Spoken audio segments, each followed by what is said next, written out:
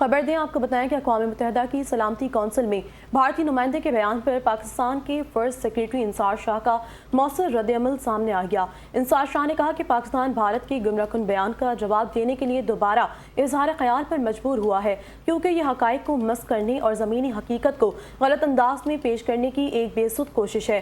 سندھ طاس معاہدے میں کہیں بھی اسے نام نہاد معطل کرنے کی کوئی گنجائش موجود نہیں۔ بھارت کا یک طرفہ اقدام سراسر غیر قانونی ہے۔ اگست 2025 میں ثالثی عدالت نے اپنے فیصلے میں واضح طور پر قرار دیا کہ سندھ طاس معاہدہ اس کی تنازعات کی تصفیے کے طریقہ کار سمیت بدستور مؤثر قانونی طور پر لازم اور مکمل طور پر نافذ العمل ہے۔ انصار شاہ کا کہنا تھا کہ دہشت گردی سے متعلق بھارت کا بے بنیاد الزام دراصل پاکستان کے خلاف اس کی دہشت گردی کی سرپرستی اور مالی معاونت پر پردہ ڈالنے کی کوشش ہے۔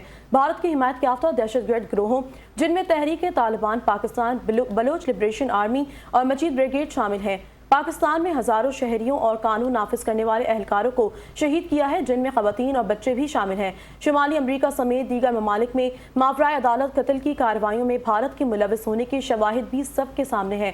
بھارت دہشت گردی کا شکار نہیں بلکہ دہشت گردی کا سرپرست ہے۔ بھارتی نمائندے کو آئینہ دکھاتے ہوئے انصار شاہ نے کہا کہ بھارت ریاستی دہشت گردی کا بھی مرتکب ہے، خصوصاً بھارت کے غیر قانونی زیر قبضہ جموں کشمیر میں، جہاں کشمیری عوام کو سلامتی کونسل کی متعدد قراردادوں کی کھلی خلاف ورزی کرتے ہوئے حق خود ارادیت سے مسلسل محروم رکھا جا رہا ہے۔